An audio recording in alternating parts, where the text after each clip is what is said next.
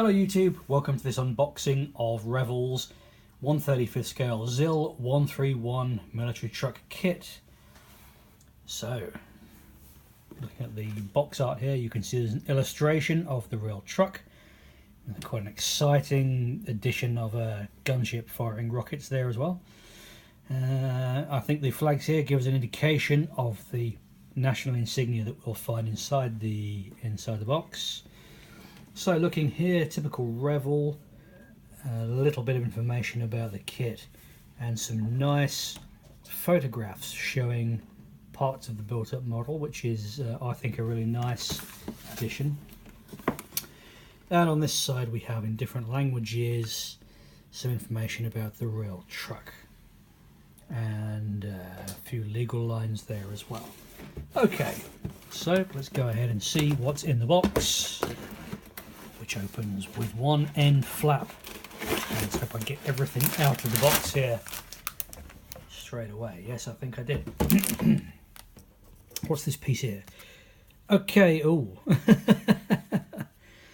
We've got a decal sheet there, but it's become wet at some point because, as you can see, the decals have all unseated themselves and moved around on the sheet and then reaffixed themselves to it, so they're not really usable anymore.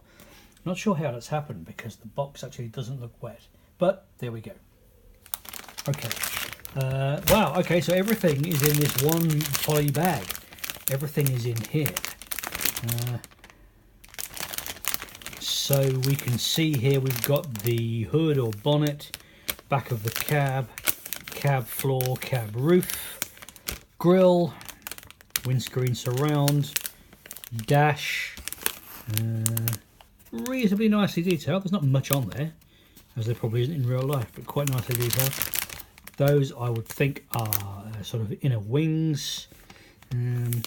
Everything looks quite crisp and modern, I have to say, as though this kit was designed in really recent years.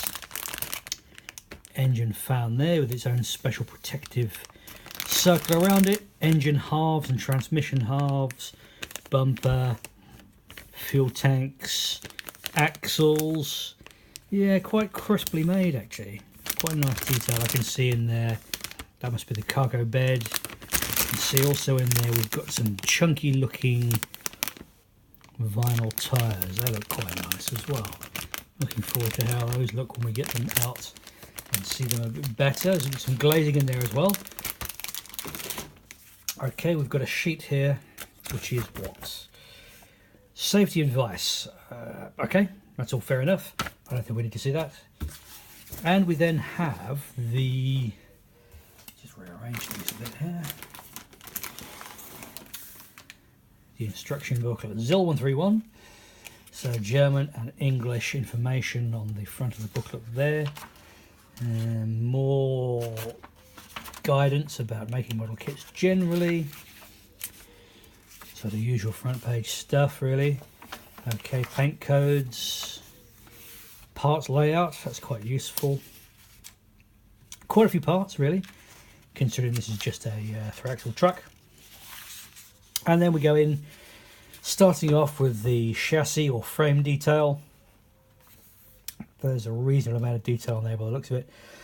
Looks as though the front leaf springs are already attached, but lots of other parts have to be made and attached after that, including fuel tanks. There's the engine and transmission halves going together, front of the engine there, what appears to be the intake, probably the intake manifold there. Yeah, it looks like a V8 diesel, so center intake manifold. Quite a bit of engine detail actually. Yeah, look at that, numerous drive belts and pulleys to go on there as well. If you wanted to make this a model with the engine visible, I think it could be made to look pretty good. There's quite a lot going on.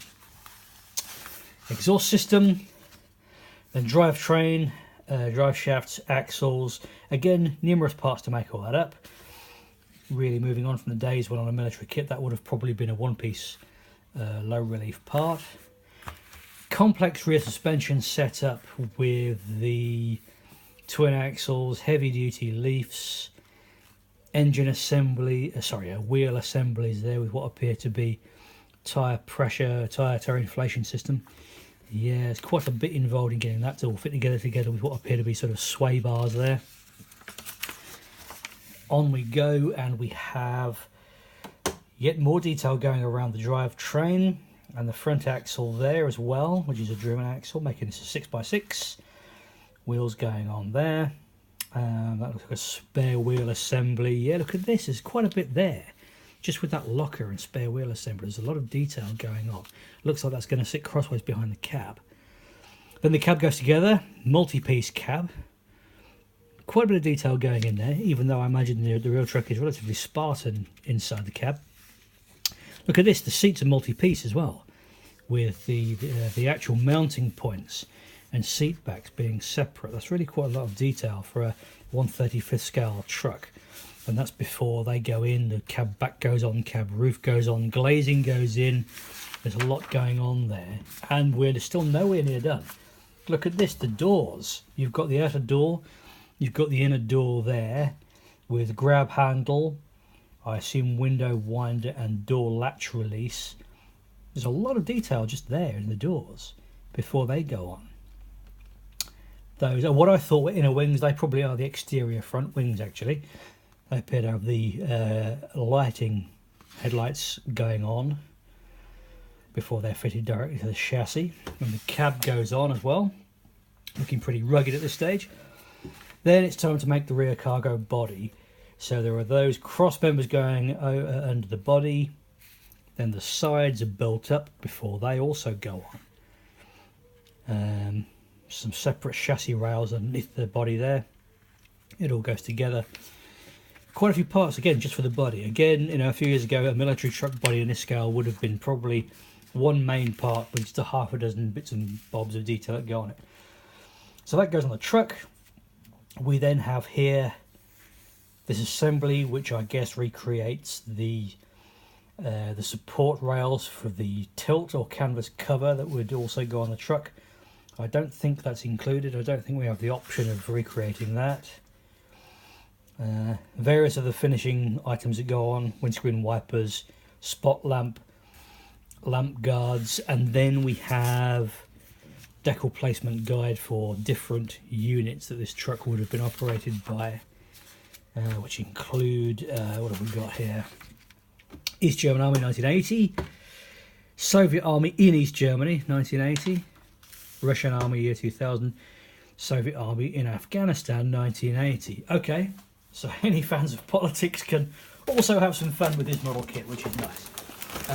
There we go, that's it.